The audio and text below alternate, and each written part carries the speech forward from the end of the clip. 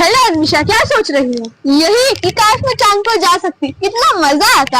हाँ, तुम्हें पता है धरती से चांद तक की दूरी 3,84,000 किलोमीटर है। पृथ्वी से चांद तक पहुंचने में सबसे कम समय अमेरिका को 4 दिन लगा है। वहीं अगर हम चंद्रयान के रास्ते से चांद पर जाते हैं तो हमें 40 दिन का समय लगेगा। अगर ये हम मानकर चले कि अमेरिका स्पेसक्राफ्ट से हम बैठकर चांद पे जाएंगे तो हमें 4 दिन का समय लगेगा। 4 दिन बाद आप चांद की जमीन पर होंगे। चांद की जमीन पर उतरते ही सबसे पहले जो दिखेगा वह है चांद की जमीन।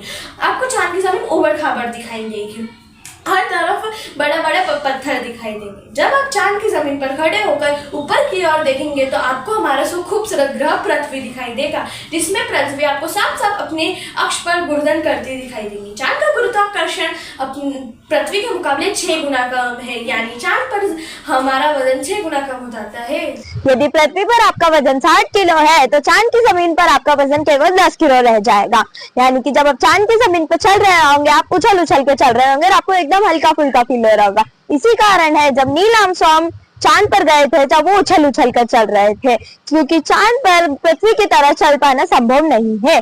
चांद की सप्ताह पर नील आर्मस्ट्रांग और उनके साथियों के कदमों के निशान अभी भी मौजूद है, क्योंकि वहाँ हवा ना होने के कारण वह निशान नहीं मिटे हैं। थोड़े ही चलने के बाद अब चांद के इधर उधर देखोगे तो आपको बहुत सारा कचरा और पेपर मिलेगा, क्योंकि यह कचरा हम इंसानों ने फैलाया है। यह कचरा इतना सारा है कि 5 ट्रक भी भर सकते हैं। चांद पर कचरा अंतरिक्ष यात्रियों ने फेंका है, जिसमें मानव मूत्र और उल्टियां है। अब आप चांद की जमीन पर खड़े हैं और आपको सबसे ज्यादा डर आसमानी मौत का है, क्योंकि चांद पर गुरुत्वाकर्षण कम होने की वजह से इसके पास कोई भी वायुमंडल मौजूद नहीं है। वायुमंडल की नामौजूदगी के कारण यहाँ पर रहने वाले लोगों के लिए उल्का पिंड बनने का खतरा लगा रहता है।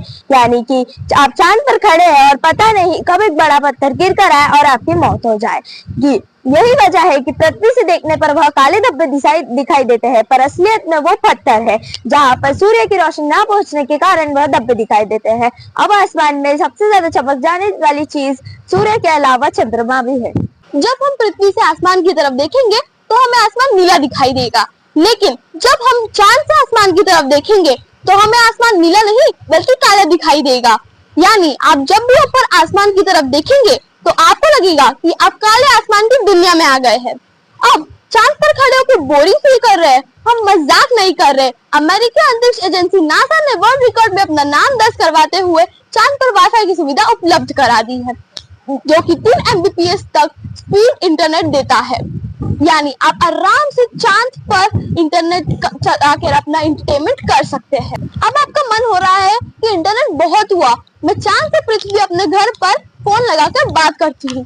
आपने फोन लगाया, फोन भी मिला, लेकिन ये क्या, आपकी आवाज मुंह से बाहर ही नहीं निकल रही है। जी हाँ, चांद पर आप कितना ही तेज चिल्ला ले, आपकी आवाज मुंह से बाहर नहीं निकलेगी। धरती पर वायु की हमेशा हर जगह उपस्थिति रहती है, लेकिन चांद का कोई वायुमंडल नहीं है, इसलिए ध्वनि तरंग संचारण सामान्य रूप से संभव नहीं है। जब आप चंद्रमा पर कितने ही तेज किसी को पुकारो तो आपकी आवाज उन तक नहीं पहुंच पाएगी।